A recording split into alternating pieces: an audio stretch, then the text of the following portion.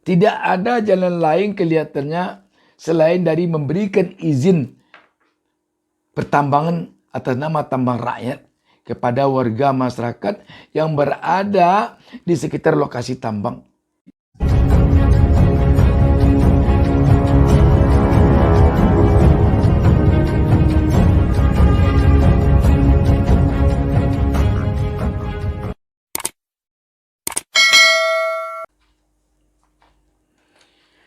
Assalamualaikum warahmatullahi wabarakatuh.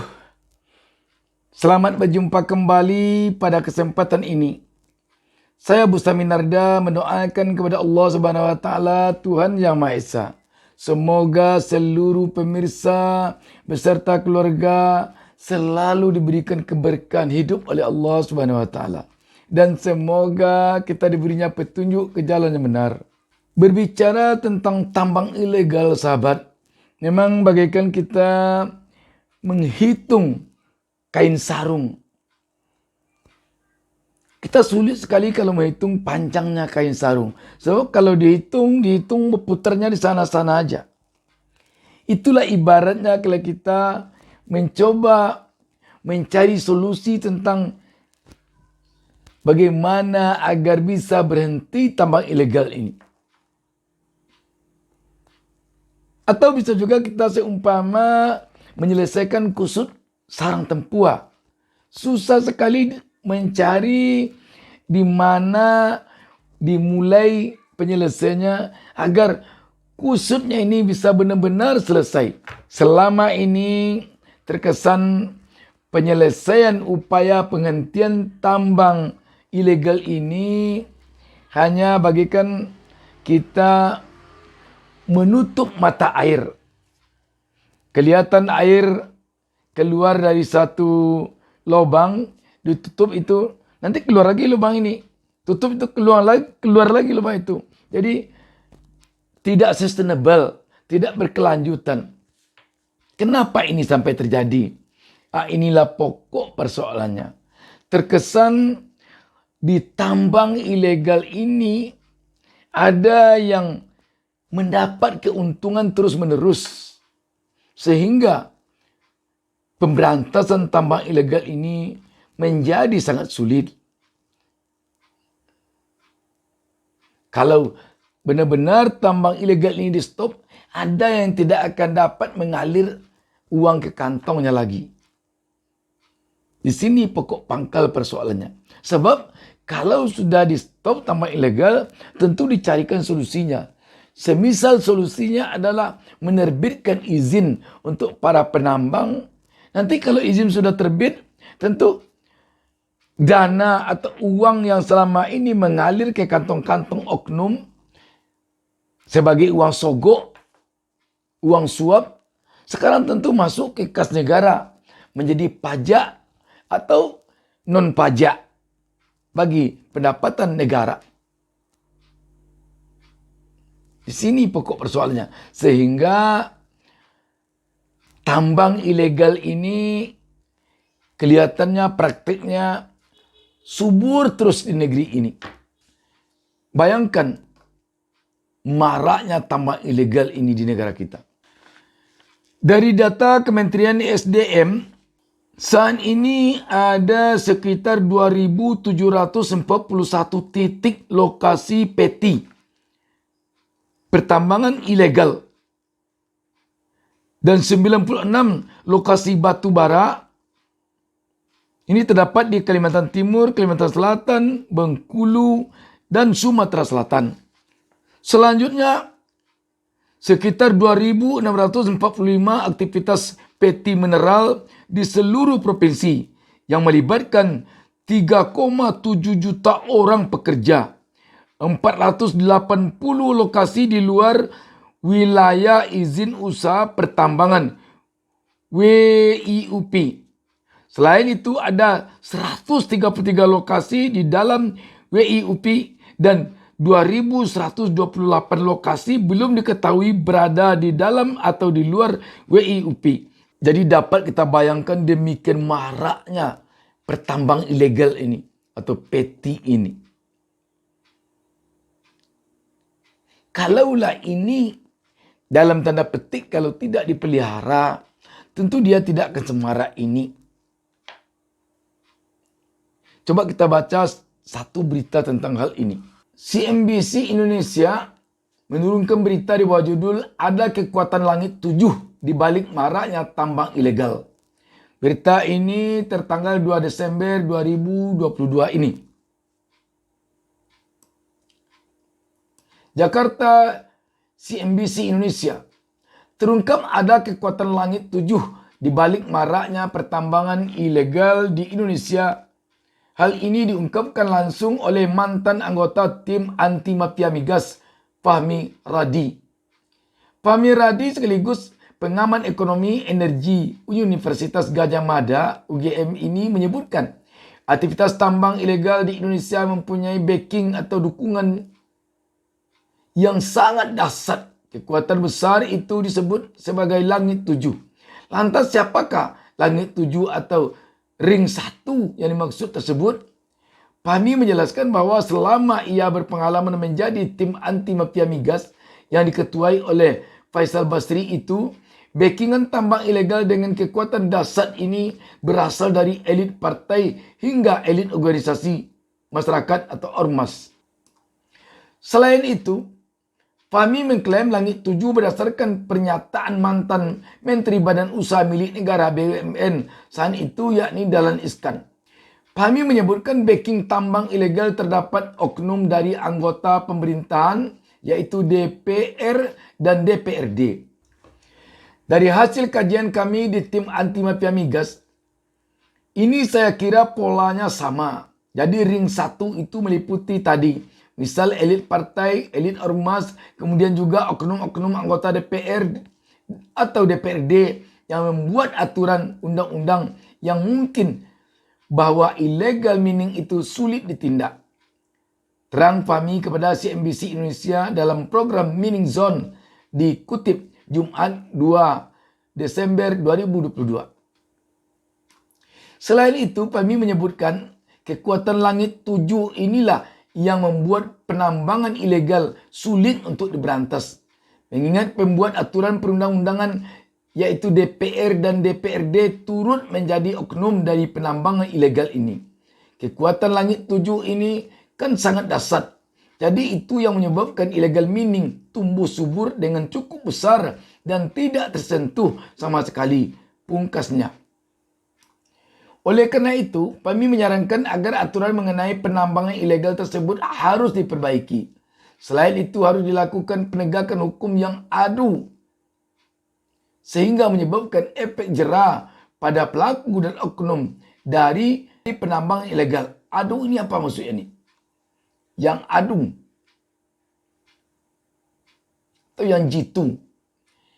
Fahmi sangat menyayangkan kekayaan negara yang seharusnya untuk kemakmuran rakyat, namun dengan aktivitas tambang ilegal tersebut hanya akan memakmurkan para mafia tambang. Seluruh Indonesia ada illegal mining itu kan mestinya kekayaan yang seharusnya dikuasai negara untuk sebesar-besarnya kemakmuran rakyat. Lah, ini untuk kemakmuran mafia, tutupnya. Sebelumnya, Menteri SDM Arifin Tasrif mengakui maraknya tambang ilegal ini sangat merugikan negara. Terlebih, jumlah tambang ilegal di negara ini mencapai ribuan. Tambang ilegal ini berarti aktivitas tambang tidak memiliki perizinan dari pemerintah, baik pemerintah pusat maupun pemerintah daerah. Selain merusak lingkungan, penambang ilegal ini pun tentunya tidak berkontribusi pada penerimaan negara. Penerimaan negara dari pertambangan biasanya dari pajak maupun non-pajak seperti royalti, iuran tetap, sewa lahan, dan lainnya. Adapun penerimaan negara bukan pajak PNBP dari pertambangan mineral dan batu bara pada 2021 berdasarkan data Minerba One Data Indonesia (MODI), Kementerian SDM tercatat mencapai 75,48 triliun, ucapnya saat ditemui usai acara pembukaan rapat koordinasi nasional Rakornas Investasi 2022 di Jakarta, Rabu 30 November 2022. Arifin menyebutkan saat ini Kementerian SDM tengah menindaklanjuti kasus penambang ilegal yang digembar-gemborkan oleh Wali Kota Solo Gibran Rakabuming Raka. Arifin klaim Kementerian SDM akan mengirimkan inspektur tambang yang akan mengevaluasi perizinan penambangan ilegal tersebut. Nah, inilah izin-izin itu dulu dari mana. Kita nanti mau kirim inspektur tambang ke lokasi dan juga kita akan mengevaluasi, review izin-izin itu dulu. Bagaimana ungkapnya. Jadi seperti itu. Kalau ada kasus, kirim ke sana petugas. Nanti yang lain tidak ada dikirim. Sehingga inilah yang saya sebut tadi bagaikan menutup mata air. Ada air keluar satu tutup. Nanti keluar lagi sini. Keluar lagi di sini.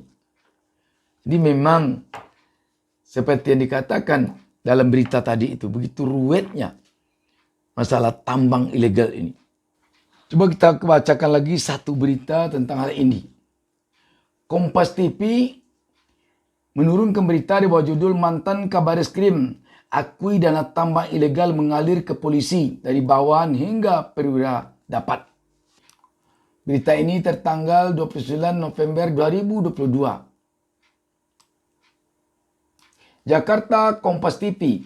Mantan Kabareskrim Polri Komjen Purnawirawan Ito Sumardi mengaku tidak bisa dipungkiri bahwa terdapat dugaan aliran dana ke kantong para perwira polisi yang berasal dari kegiatan tambang ilegal. Hal itu benar-benar pernah Ito Sumardi rasakan saat ia menjabat Wakil Ketua Satuan Tugas Penambangan tanpa izin. Itu mengakui persoalan tambang ilegal tersebut memang melibatkan lembaga atau instansi termasuk banyak anggota polisi yang terlibat. Sepanjang pengalaman saya sudah terstruktur. Jadi mulai dari di bawah yang hanya menjaga sampai ada yang ibaratnya sebagai pengepul bagi-bagi. Kata itu dalam program Sapa Indonesia Pagi Kompas TV. Pembagian setoran dari dana tambang ilegal itu, kata itu, harus dilakukan secara merata. Kemudian setoran itu harus merata. Tentunya ini akan melibatkan oknum-oknum yang ada di atas, ucapnya.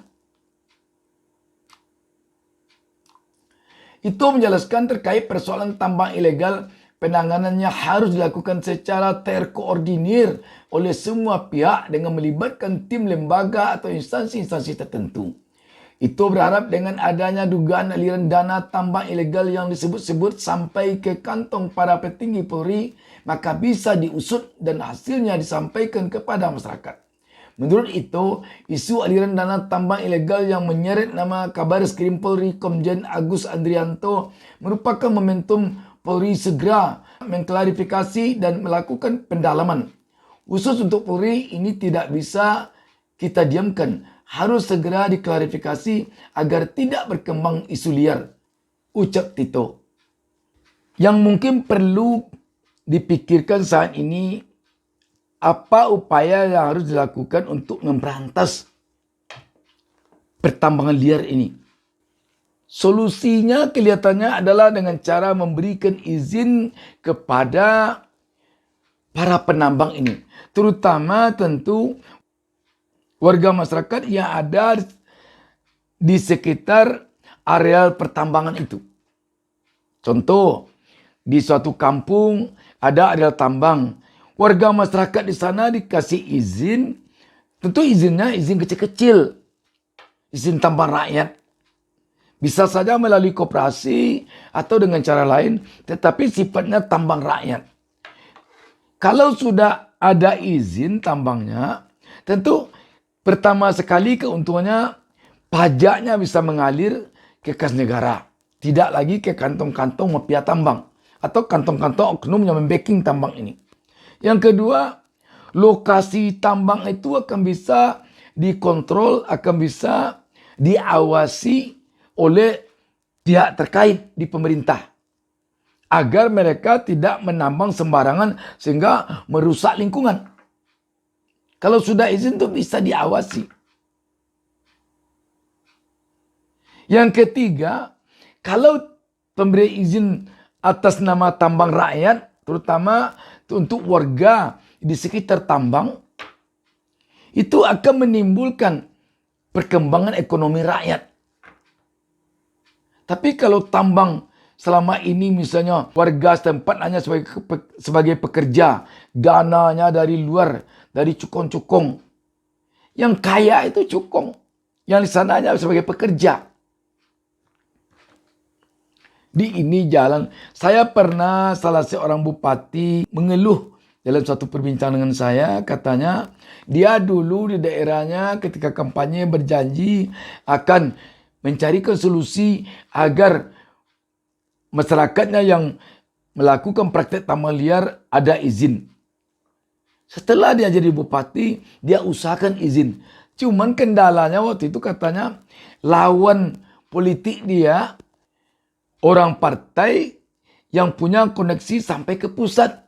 Sehingga ketika dia berupaya mengurus izin tambang untuk rakyatnya, terhambat karena dihalang oleh lawan politiknya. Ini menyangkut lagi untuk 5 tahun ke depan kelihatannya katanya. Kalau seandainya izin tambang rakyat ini bisa keluar, tentu namanya akan baik di tengah-tengah masyarakat setempat. Kalau demikian tentu lawannya tadi tidak bisa masuk. Dengan demikian dihambatnya. Kalau terhambat besok itu bisa jadi ajang kampanye lagi bahwa dia tidak menepati janji. Di sini pusing dia waktu itu. Jadi memang faktor politik ini susah sekali.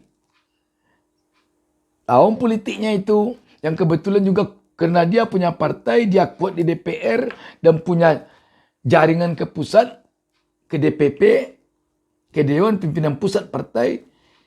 Kebetulan di DPP-nya tentu ada yang di kementerian, ada yang menjabat menteri, maka dia pusing jadinya. Jadi yang penting kelihatannya memang pertama sekali menyelesaikannya secara terkoordinasi antar lembaga sehingga tidak hanya satu yang menyelesaikannya. Kalau satu seperti tadilah, bupatinya ingin tapi ada yang menghambat sehingga tidak terrealisasi. Tidak ada jalan lain kelihatannya selain dari memberikan izin pertambangan atas nama tambang rakyat kepada warga masyarakat yang berada di sekitar lokasi tambang. Sebab kalau tidak demikian, coba lihat banyaknya dana-dana yang keluar. Lebih besar petambang ilegal ini mengeluarkan dana kalau dia menambang ilegal dibandingkan dia menambang ada izin. Lebih besar. Dia harus menyogok, dia harus memberikan uang tidak sedikit. Oknum yang harus dia kasih uang. Tapi kalau pajak jelas. Dan tidak sebanyak uang yang mengalir dari yang melakukan penambang liar ini. Tidak sebanyak dia mengeluarkan uang ke pajak jika dibandingkan mereka mengeluarkan uang ke oknum-oknum atau para mafia ini. Karena itu rakyat sangat suka sebenarnya, sangat mau mengurus izin tambang. Daripada melakukan penambangan ilegal yang mereka harus memberi uang sogok terus. Apabila uang sogoknya kurang, mereka akan dia akan dirazia. Paling tidak ditakut-takuti. Dan juga bisa ditangkap. Semoga ada solusi dari pemerintah tentang tambang ilegal ini. Solusinya tentu dengan cara tidak menutup mata pencarian rakyat di sekitar tambang. Demikian, terima kasih. Wassalamualaikum warahmatullahi wabarakatuh. Jangan lupa subscribe. Jangan lupa subscribe.